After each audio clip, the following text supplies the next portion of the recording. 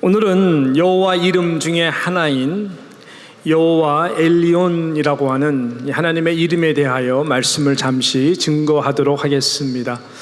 이 여호와 엘리온, 이 엘리온이라고 하는 하나님의 이름이 등장할 때는 성경에 보게 되면은 엘리온이라고 하는 히브리어로 자주 등장을 하게 됩니다. 엘리온, 이것이 하나님의 이름이죠. 엘이라고 하는 이 히브리어 단어는 어떤 뜻이냐면은 힘이 있다, 능하다, 파워풀한 하나님에 대해서 말할 때에 엘 이렇게 표현을 합니다.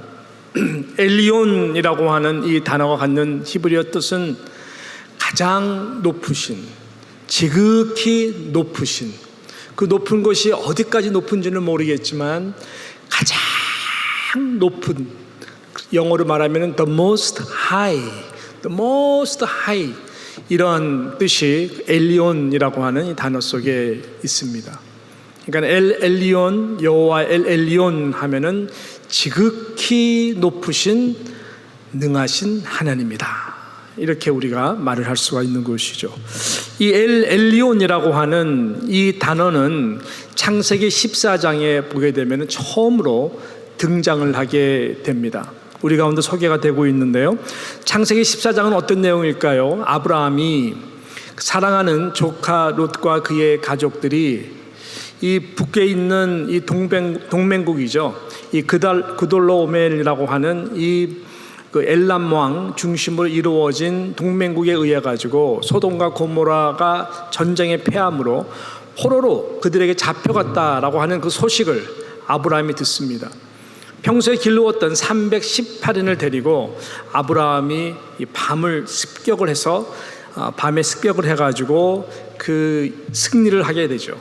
그래서 빼앗겼던 이 소돔과 고모라의 모든 이 재물이라든지 특별히 롯과 사랑하는 그의 가족들을 구출해서 다시 내려오게 되는 그런 내용이 창세기 14장에 나와 있습니다. 그러는 가운데에 거룩한 대제사장인 멜기세덱이라고 하는 신비스러운 인물이 이 아브라함을 환영하고 축복을 하는 내용의 장면이 나오는데요, 그때 바로 이 엘리온의 하나님의 이름이 등장을 합니다.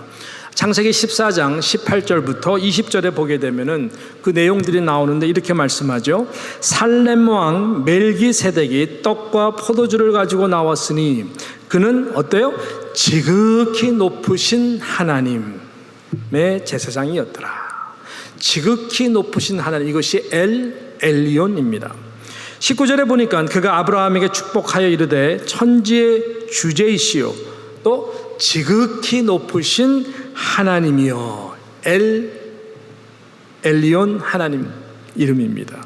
아브라함에게 복을 주옵소서. 20절, 너의 대적을 내 손에 붙이신 또 지극히 높으신 하나님 엘리온, 그 하나님을 찬송할지로다 라고 말씀. 아브라함이 그 얻은 곳에서 그래서 하나님 그 멜기세덱에게 10분의 1을 주었더라, 이렇게 내용이 나옵니다. 여기서 반복되는 세 번의 지극히 높으신 하나님이 바로 오늘 말씀 제목인 여호와 엘리온의 하나님이신 것입니다. 하나님을 높고 높으신 능하신 분으로 표현하는 이 단어 가운데는 어떤 의미가 있냐면은 그 하나님은 온 우주 만물과 모든 나라와 민족과 하나님의 나라, 그리고 하나님 나라에 속한 하나님의 백성들, 저와 여러분을 주권적으로 통치하시고 다스리신다라고 하는 그런 하나님의 다스리시는 통치와 그 영광을 나타내는 그러한 이름의 말과 뜻인 것입니다. 자, 그러므로 하나님에 의해 창조된 저와 여러분, 오직 하나님의 은혜로 구원받은 저와 여러분은 어떻게 해야 될까요? 이렇게 높으신 하나님, 주권과 통치로 다스리시고 능하신 여호와 엘리온 하나님 앞에 모두가 겸손히 무릎을 꿇어야 된다라고 하는 것이죠. 무릎을 꿇게 되면 하나님께서는 하나님이 얼마나 높고 거룩하고 위대하고 능하신 그 하나님의 그 통치와 다스림을 우리 모두가 경험하게 될 것이고, 또 그 하나님께서 때가 되면 저와 여러분을 높여주실 것이다 라고 하는 것입니다. 할렐루야. 이러한 메시지가 이 가운데에 있는 것입니다. 오늘 저와 여러분이 함께 읽은 이 이사야서 55장 내용 자체가 바로 그런 엘리온의 하나님의 그 능하신 은혜를 우리들에게 지금 증거하고 있는 것입니다. 크게 두 가지로 보았어요. 자, 첫 번째는 교만한 마음을 낮추는 것입니다. 그리고 그분의 그 높으신 이름 앞에 모두가 무릎을 꿇고 경배하라. 경배하라. 이것이 오늘 이사야 선자 우리에게 증거하는 중요한 핵심적인 엘리온 하나님에 대한 귀한 메시지인 것입니다. 자, 오늘 6절, 7절 첫 두 구절을 제가 읽습니다. 너희는 여호와를 만날 만한 때에 찾으라. 가까이 계실 때에 그를 부르라. 악인은 그의 길을, 불의한 자는 그의 생각을 버리고 여호와께로 돌아오라. 그리하면 그가 긍휼히 여기시리라. 우리 하나님께로 돌아오라. 그가 너그럽게 용서하시리라 말씀했어요.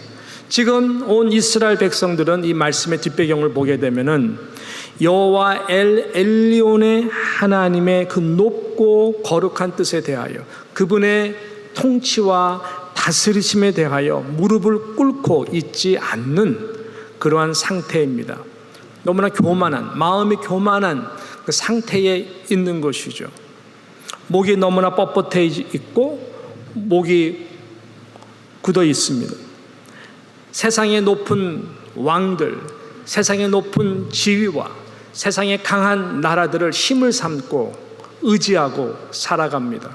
하나님보다 우상을 더욱더 사랑하고 있는 저들의 그 교만한 마음이 지배당하고 있는 상황인 것이죠. 그래서 하나님은 끊임없이 이사야 선지자를 통하여 하시는 말씀이 뭐냐면은 오라라는 거예요. 내게로 돌아오라는 거예요. 오라, 우리가 서로 변론하자. 너희 죄가 주홍 같을지라도 눈과 같이 희어질 것이고 붉을지라도 양털과 같이 될 것이다. 하나님은 내게로 돌아오라, 내게로 돌아오라, 내게로 돌아오라. 간절히 지금 이사야 선지자를 통해 가지고 호소하고 있는 것입니다. 그 높으신 하나님, 전능하시고 통치하시고 다스리시는 하나님, 그것이 너의 축복일지언데 내게로 돌아오라라고 말씀하는 거예요. 저와 여러분이 함께 읽지는 않았지만은 여러분 이사야서 55장을 가만히 보면은 1절서부터 5절까지의 내용이 바로 그런 내용이에요. 바로 그런 돌아오라라는 거예요. 돌아오면 내가 너를 높여주겠다고 하시는 것이 하나님 엘리온의 하나님의 마음이 그대로 이 55장 1절부터 5절을 보게 되면 나오죠. 1절에 보십시오. 오호라 너의 목마른 자들아, 물로 나오라. 돈 없는 자도 오라. 와서 사목대 돈 없이 값 없이 와서 포도주와 젖을 사라. 너희가 어찌하여 양식 아닌 것을 위하여 은을 달아주며 배부르게 하지 못할 것을 위하여 수고하느냐. 내게 듣고 들을지어다. 그리하면 너희가 좋은 것을 먹을 것이고 너희 자신들이 기름진 것으로 즐거움을 얻게 될 것인데 왜 그렇게 하지 못하느냐. 너희는 귀를 기울이고 내게 나와 들으라. 그리하면 너의 영혼이 살리라. 내가 너희를 위하여 영원한 언약을 맺은 것 알지 못하느냐. 내가 다윗에게 허락한 그 확실한 은혜를 내가 베풀어 주겠다. 4절 5절 보십시오. 보라 내가 그를 만민에게 증인으로 세웠고 만민의 인도자와 명론자를 삼았나니 5절 보라 내가 알지 못하는 나라를 내가 부를 것이며 너를 알지 못하는 나라가 내게 달려올 것은 여호와 내 하나님 곧 이스라엘의 거룩한 이로 말미암느니라. 이는 너를 어떻게 해요? 영화롭게 하였느니라. 돌아오면 내가 너희를 엘로힘 나의 능한 하나님으로서 내가 너희를 높여주겠다. 온 민족과 온 나라 가운데에 너를 내가 높여주겠다 라고 말씀하는 거예요. 여러분 분명한 진리가 있습니다. 하나님의 절대로 굽히지 아니하는 진리가 있습니다. 그것이 무엇일까요? 하나님은 겸손한 자들은 엘리온의 하나님으로서 때가 되면 높여주십니다. 그러나 스스로 교만한 자들에 대해서 하나님은 엘리온 하나님으로 계시지만은 저들을 높여줄 수가 없습니다. 여러분, 교만은 사단이라고 하는 악한 영들의 본질이고 저들의 속성입니다. 그래서 하나님은 교만한 자를 가장 힘들어하세요. 교만한 자를 그래서 가장 대적하세요. 교만한 자에 대해서 가장 가슴 아파요. 실은 우리의 삶도 가만히 보면은 우리가 어떤 음란한 죄를 졌다, 무슨 죄를 졌다, 그거보다 가장 무서운 죄는 교만한 죄예요. 교만한 죄예요. 이것이 얼마나 교묘한지 C.S. 루이스의 말처럼 많은 그리스도인들이 이것을 알지 못하면서 얼마나 높아져 있고 얼마나 교만한지를 제 스스로도 생각할 때 무서울 때가 너무나 많아요. 이 교만의 죄가 하나님과 가장 대적이 되는 죄인 것이죠. 여러분, 사단이 그렇습니다. 사단 악한 영은요, 스스로 높아지기 위해서 벌을 받은 타락한 교만의 영의 무리들입니다. 이 엘리온의 그 하나님에 대하여 도전한 무리들이었죠. 엘리온, 하나님이 계시는 높은 보좌를 탐했던 자들이었습니다. 스스로 경배와 찬양과 영광을 받으려고 하나님의 그 높은 보좌에 대해 도전했다가 하나님이 완전히 저들을 타락한 영으로 만들게 된 것이죠. 아시는 분들은 잘 아시는 내용이겠죠. 그럼 우리가 자주 보지 못하는 내용인데, 이사야서 14장 12절부터 보게 되면, 몇 절을 보게 되면 그 사단의 악한 영들의 그 본질과 그 정체에 대해서 이 교만함이 얼마나 무서운 것인 것을 증거하고 있지 않습니까? 제가 한번 볼게요. 한번 앞에 뜨는데요, 이렇게 말씀합니다. 이사야서 14장 12절에 보게 되면 이렇게 말하죠. 너 아침의 아들 계명성이요, 어찌 그리 하늘에서 떨어졌으며 너 열국을 엎을 자여 어찌 그리 땅에 찍혔는고, 내가 내 마음에 이르기를 내가 하늘에 올라 하나님의 뭇별 위에 내가 북극 지폐의 산 위에 앉으리라. 스스로 높아진 거예요. 14절, 가장 높은 구름에 올라 엘리온, 그 자리죠. 지극히 높은 자와 같아지리라 하는도다. 그러나 이제 내가 수월 곧 구덩이 및 맨 밑에 떨어짐을 당하리로다 라고 말씀했어요. 이것이 악한 영의 정체인 것입니다. 교만한 자를 높여줄 수가 없어요. 높아지려 했다가 그렇게 추락했기 때문에. 하나님은 이와 같이 교만한 자들을 대적하시고 낮추시지만 반대로 겸손한 자를 높이시는 엘리온의 하나님이십니다. 그래서 예배가 있는 거예요, 이 땅 가운데. 그래서 예배가 중요한 것이에요. 예배라는 것은 무엇일까요? 엘리오 하나님을 경배하는 거예요. 지극히 높은 그 하나님, 영광의 보좌 앞에 앉아 계시는 그 하나님을 우리가 믿음으로 믿고 그 앞에 엎드리는 것입니다. 높으시고 높으신 하나님의 거룩한 영광 앞에 내가 완전히 페이스 다운 하는 거예요. 엎드려지는 거예요. 겸손의 무릎을 꿇는 거예요. 하나님의 거룩한 주권 앞에, 능력 앞에, 하나님이 하나님 되심 앞에, 그 이름 앞에 나는 완전히 엎드리는 것을 우리는 예배라고 하는 것입니다. 그래서 월십이라고 하는 것은 worthship, 원래 엘리온이라고 하는 말이 최상급이라는 이야기거든요. 최상급, 가장 최고의 가치에 가장 비싼, 가장 worth한 거예요. 그래서 worship이 worthship이라는 거예요. 하나님이 나에게 바로 그런 존재다. 세상의 금과 은과 명예와 모든 것과 도저히 바꿀 수 없는 나의 최고의 예배의 대상은 오직 그 하나님입니다 라고 고백하는 거예요. 이것이 우리의 겸손의 자리죠. 우리가 이 예배 자리가 없으면요, 저도 그렇고 우리 모두 딱 교만한 인생 살 것 같아요. 그죠? 그래서 예배가 중요한 것이 말씀 앞에 내가 나됨을 내려놓는 거예요. 이것이 예배입니다. 여러분, 그 높고 높은 하나님의 임재가 계신 영광의 보좌는 어떤 곳일까요? 우리가 믿음으로 상상할 수도 있고 또 하나님의 말씀을 통해서 그 곳이 어떤 곳인지를 압니다. 그곳은 예배하는 곳이라고 그러죠. 하나님의 영광의 보좌 앞에서는 모두가 예배하는 자리라 그래요. 어떤 곳일까요? 여러분, 영광만 존재하는 곳입니다. 영광. 하나님의 그 영광의 보좌로부터 샥 비치는 어두운 구석이라고 해서는 단 한 군데도 없는 완전히 영광만 있는 곳이, 영광이 충만한 곳인데, 영광이 충만하다는 것은 이꼴 거룩이 충만하다는 것입니다. 하나님의 영광은 하나님의 거룩함의 임재입니다. 하나님의 거룩한 임재 그 자체는 하나님의 영광입니다. 그래서 구약에도 그렇고 하나님의 영광이 임재하는 곳에 사람이 하나님의 영광을 보면 다 죽게 되어 있습니다. 하나님의 거룩을 봤기 때문에 그런 것이죠.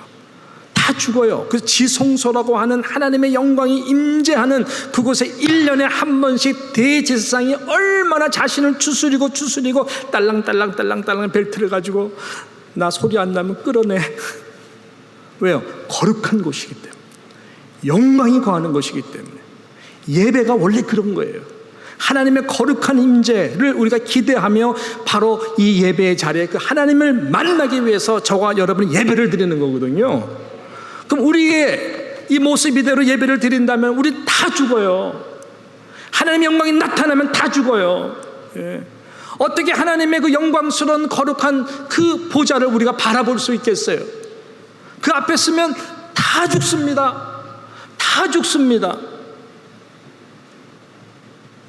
그래서 영광의 보좌를 다 버리시고 내려오신 분이 누구예요? 바로 어린 양 되신 예수 그리스도시죠.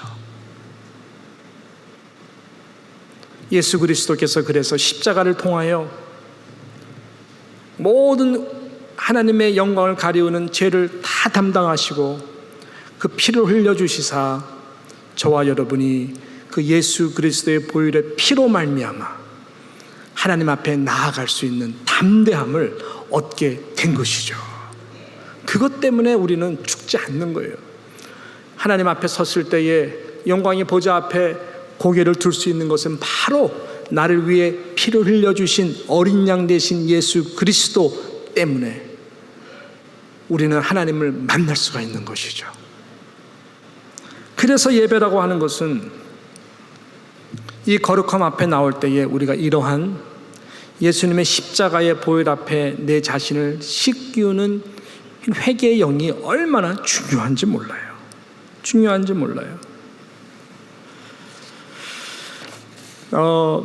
엘리온이라고 하는 이 단어가 어느 어원에서 파생됐냐면은 올라, 히브리어 말이에요. 올라라고 하는 말에서 파생됐어요. 올라라고 하는 이 말은 무슨 뜻이냐면 올라가다, 오른다. 외우기 너무 쉽죠. 한국말하고 너무 비슷해요. 올라, 오르다, 오른다 뜻이에요. 근데 이 단어는 어디서 이제 쓰이는 거냐면 성전 마당에서, 성전 마당에서 번제물이 막 타잖아요. 번제물이 우리의 죄를 씻기 위해서 드려진 양들인데 번제물이 막 타올라서 그 연기가 하늘로 높이 올라갈 때 올라가는 거예요. 올라간다는 거예요. 올라간다. 하나님의 보좌 앞으로, 하나님이 받으시는 보좌 앞으로 올라간다 해서 그것이 엘리온이라고 하는 이 말의 어근이라 하는 것입니다. 무슨 말이에요?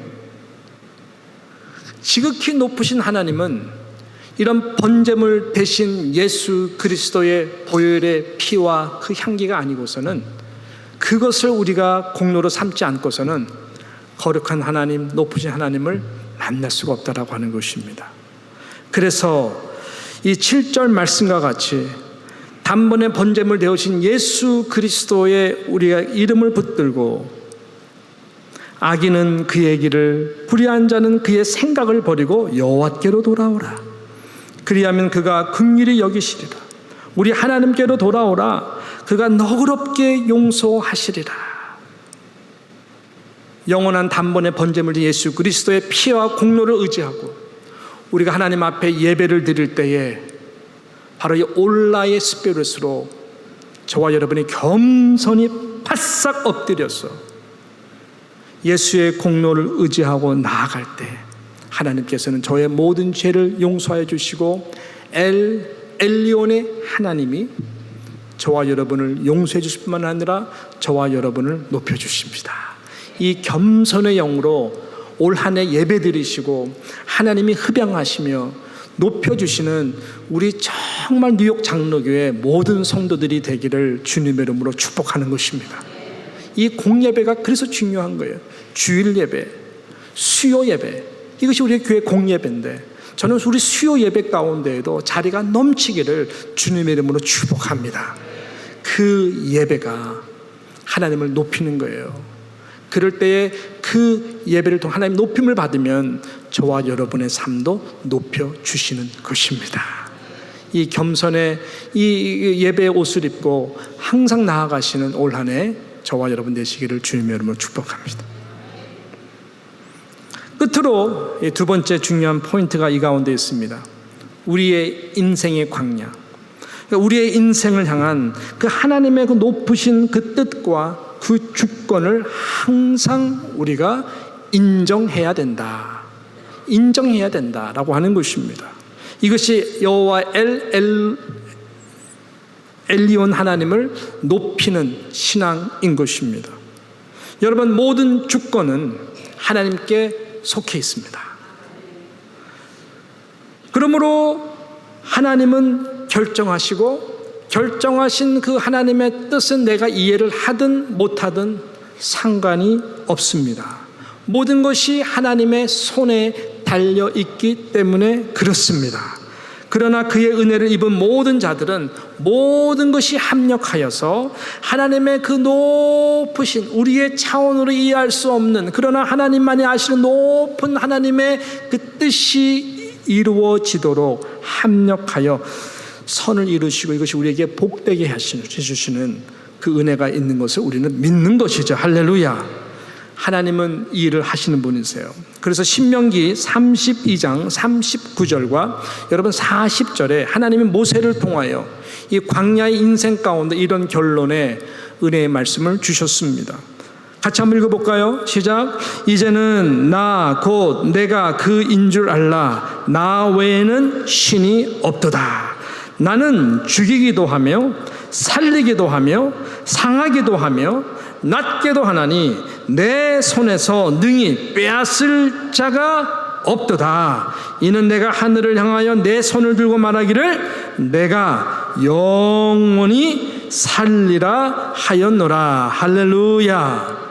이 고백이 모세가 이 광야라고 하는 인생 가운데에 40년을 통해서 걸어오면서 이런저런 개인적인 삶뿐만 아니라 200만 명이 넘는 이스라엘 모든 한 영혼 가정사 모든 것들을 관찰하고 보면서 경험을 내린 엘리온의 하나님의 주권인 것이죠. 나는 그분이 하는 일을 내가 하나님이 아니기 때문에 다 헤아리고 알 수가 없다. 우리들도 그럴 때가 많죠.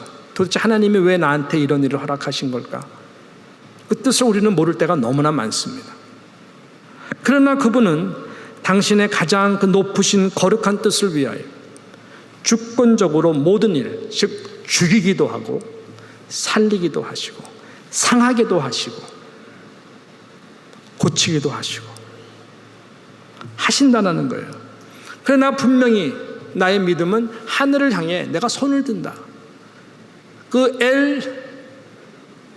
우리 사랑하는 그 가장 높은 곳에 계시는 그 하나님을 내가 높인다라는 거예요. 높인다라는 거예요.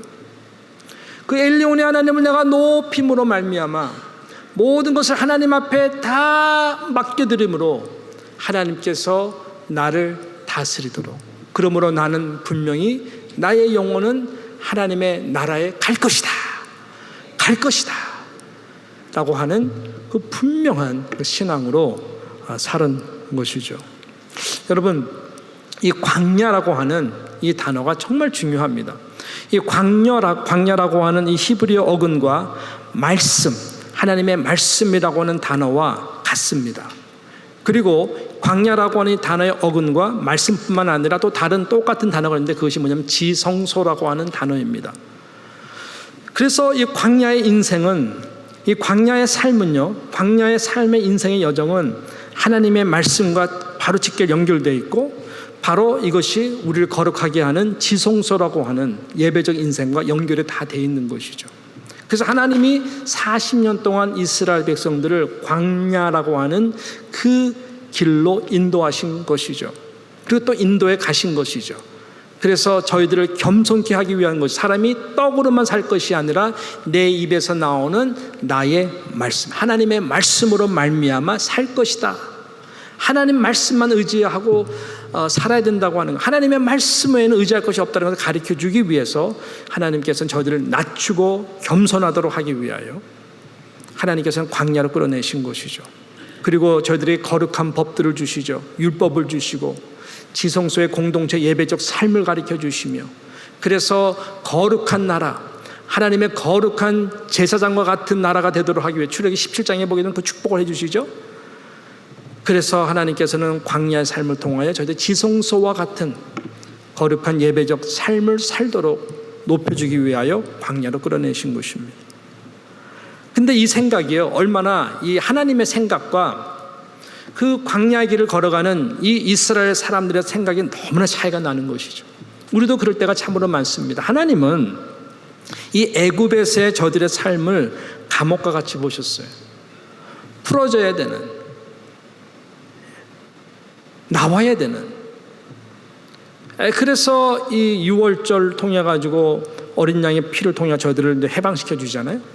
근데 이스라엘 백성들은 광야 인생이 너무나 힘드니까 항상 뒤를 돌아봤어요. 그래서 애굽의 그 삶을 어떻게 저들이 해석했냐면은 삶의 터전, 내가 차라리 돌아가서 사는 게 훨씬 낫겠다, 삶의 터전으로 저희들은 보았던 것이죠. 하나님은 아니다는 거예요. 약속의 땅을 향해서 가야 되는 이 광야를 그들은 저들의 정말 중요한 통로로 봤는데 그렇게 보질 않았던 것이죠. 이 생각이 얼마나 큰 차이가 납니까? 하나님은 저들을 말씀을 통하여 아까 말씀한 지성소와 같은 그런 예배적 공동체를 통해 저희들이 하나님의 나라에 약속의 땅에 들어갈 수 있는 거룩한 백성으로 만들기 위하여 가지치기를 하시고 저희들에게 훈련을 하시게 되죠.